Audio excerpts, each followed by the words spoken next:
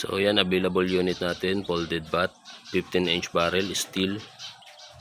So ito, naka-sleeve lang yung ano kasi 16mm yung butas ng receiver, 14mm yung barrel. Pero yung papunta dito 16mm.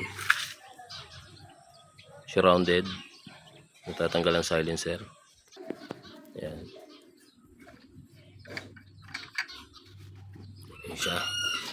Tapos ito yung silencer niya.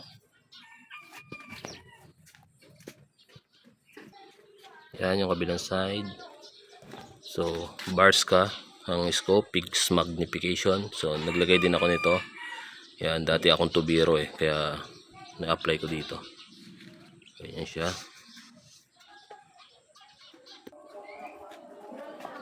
Ayan, sound test natin.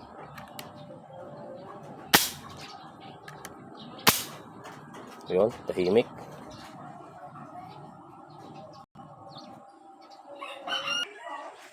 Ayan.